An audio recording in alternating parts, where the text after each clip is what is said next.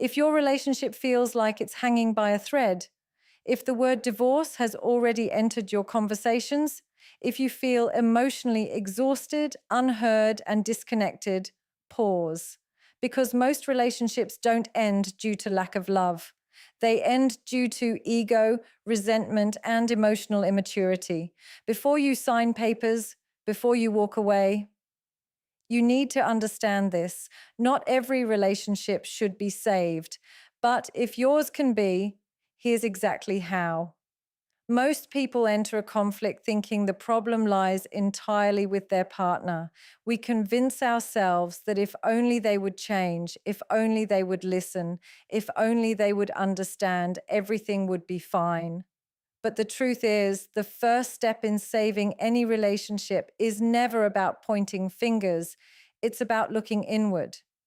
Radical self-reflection is about pausing, removing the filter of blame, and asking yourself the hard questions. How am I contributing to this tension? How have my words, my reactions, and my emotional habits shaped the dynamic we are stuck in? This kind of reflection isn't easy because it forces us to admit that we are not perfect, that we have patterns and blind spots that hurt the people we care about most. And yet, without it, no amount of apologies, therapy sessions, or romantic gestures can create lasting change. Self-reflection requires brutal honesty with yourself. It's about observing your emotions and reactions without judgment or justification. When your partner snaps or withdraws, do you immediately defend yourself, or do you pause to understand and why their reaction triggered you? When arguments escalate, do you tend to yell, criticize, or shut down? And how does that fuel the conflict further? This level of introspection demands that you track your own behavior consistently, noticing not just the big moments, but the small patterns that gradually erode connection. It also means taking responsibility for the emotional energy you bring into the relationship. Anger, resentment, sarcasm, passive aggression, or chronic defensiveness. These are not caused solely by your partner's behavior. They emerge because of unresolved wounds, unmet needs, or patterns you've carried from past experiences. Recognizing this is uncomfortable, but it is the foundation of genuine change. Radical self-reflection also challenges the narratives we tell ourselves about our relationships. We often rewrite reality to fit our ego. They never appreciate me. They're impossible to please. I can't trust them. While there may be truth in some of these statements, they are rarely the whole story. By stepping back and questioning these narratives, you open a window to empathy, not just for your partner, but for yourself. You begin to see where your expectations may be unrealistic, where your reactions are defensive, and where your own insecurities are coloring the way you interpret your partner's actions. This process is not about self-blame or shame. It's about clarity. It's about discovering patterns that have been running silently under the surface and taking conscious steps to interrupt them, rather than allowing them to dictate the emotional climate of your relationship. In most relationships, the biggest barrier to connection isn't a lack of love, it's the absence of emotional safety. Emotional safety is the invisible container that allows both partners to express themselves freely without fear of judgment, ridicule, or retaliation. Unfortunately, many couples never cultivate this space because ego constantly takes the front seat. Ego makes us defensive, rigid, and preoccupied with being right instead of being understood. It convinces us that protecting our pride is more important than protecting the bond. But when ego dominates, conversations that should build intimacy turn into battles, minor disagreements escalate into full-blown arguments, and silence or withdrawal becomes the default response. Emotional safety is not a luxury. It is the foundation on which trust, intimacy, and long-term connection are built. Without it, Even the deepest feelings of love are stifled, leaving both partners feeling isolated and unheard. Creating emotional safety begins with awareness of your own ego. Every time you feel the urge to interrupt, criticize, or correct your partner, pause and ask yourself, am I trying to be understood or am I trying to win? Ego thrives on winning arguments, proving points, and defending itself, but emotional safety thrives on listening, curiosity, and empathy.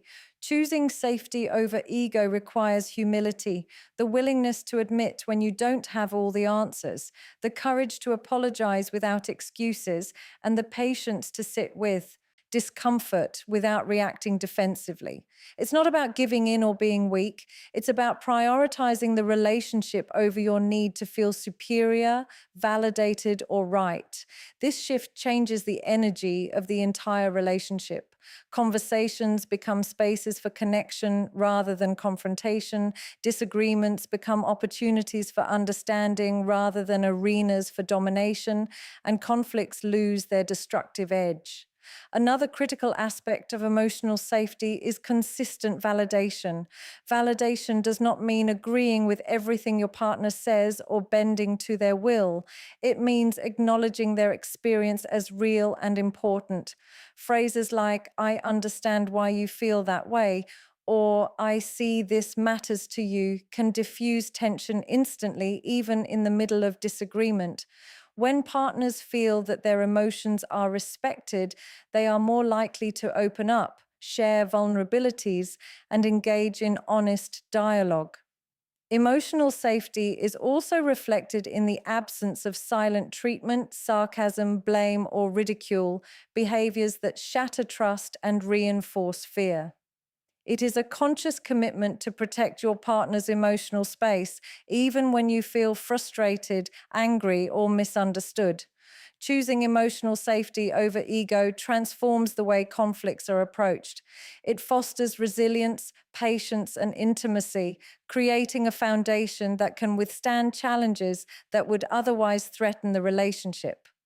Respect is the silent heartbeat of every lasting relationship, yet it is one of the first things to fade when conflict, frustration, or complacency sets in. Many people assume that love alone is enough to sustain a relationship, but love without respect is fragile, unstable, and often short-lived. When respect disappears, the small irritations grow, criticism becomes routine, and admiration for your partner turns into contempt. Respect is not just about polite words or surface level courtesy. It is about valuing your partner's thoughts, boundaries, emotions, and individuality. It is the consistent acknowledgement that they are a human being deserving of dignity, even when you disagree, feel hurt, or are frustrated. Without this foundation, romantic gestures, passionate moments, or even deep emotional connection cannot survive the pressures of everyday life. Building and maintaining respect requires conscious effort. It begins with self-awareness, recognizing the ways in which your own behavior may unintentionally undermine your partner. Eye-rolling, sarcasm, dismissive comments, interrupting or belittling their thoughts may seem small in the moment, but over time they erode the core of trust and intimacy. Respect is also about the language you choose. The words you use during conflict should never be weapons. They should be tools for understanding. Speaking to your partner in a way that honors their humanity, even in moments of anger, creates a safe container for emotions to flow without causing irreparable harm. Respect is as much about tone and delivery as it is about intention. It communicates, I see you, I hear you, and you matter, which is the language of love that lasts beyond fleeting attraction. Another essential element of respect is honoring boundaries. Every individual has limits, emotional, physical, and psychological, that must be recognized and protected.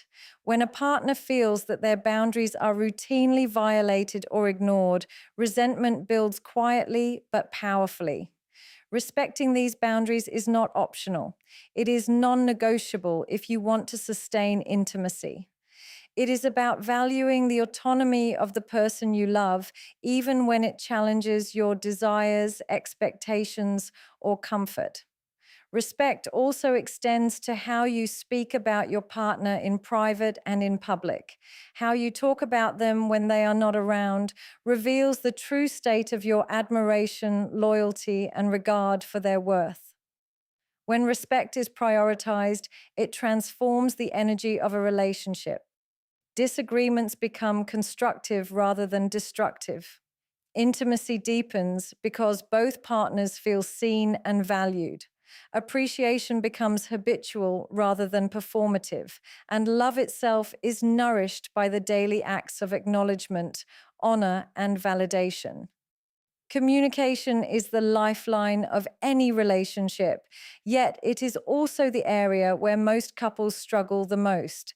Many people assume that just talking is enough, but talking without understanding, listening without empathy, or speaking without intention can actually erode connection faster than silence. Healthy communication is not about winning arguments or proving a point. It's about creating a space where both partners feel heard, valued, and safe to express their thoughts and emotions. It requires more than words.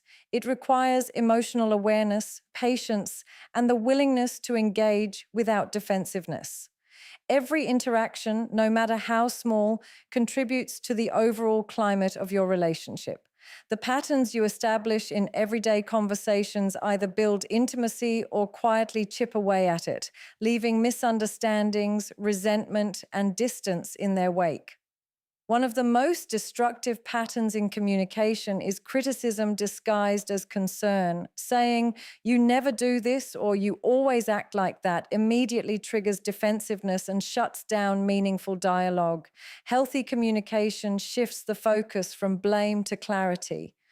It begins with I statements, expressing your own feelings and experiences rather than pointing fingers.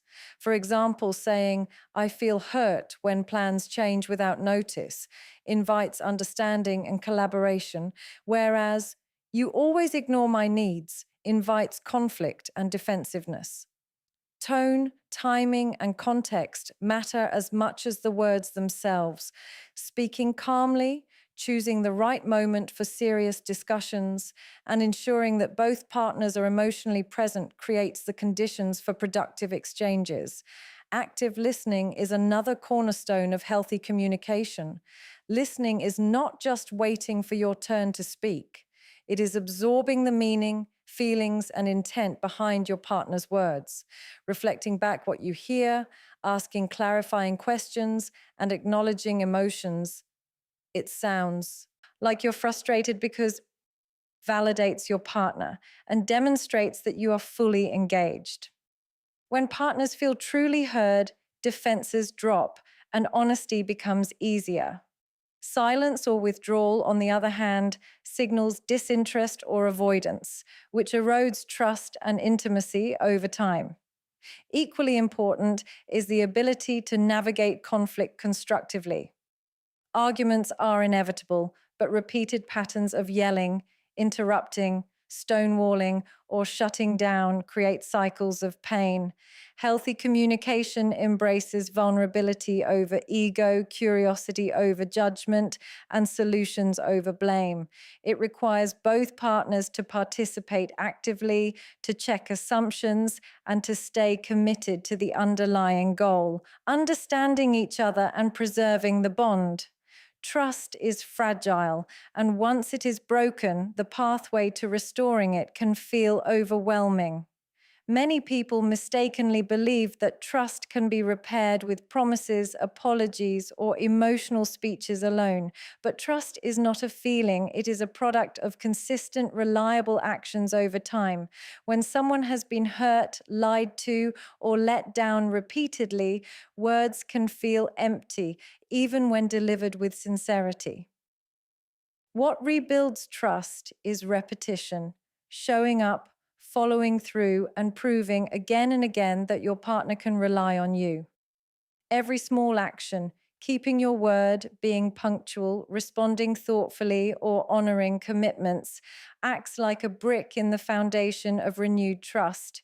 Without consistency, even the most heartfelt apologies dissolve into doubt, skepticism, and lingering insecurity. Rebuilding trust begins with self awareness and accountability. You must fully own your mistakes and understand the impact of your actions without minimizing, rationalizing, or shifting blame. This is not about wallowing in guilt. It is about recognizing the tangible ways your behavior has hurt your partner and committing to deliberate change.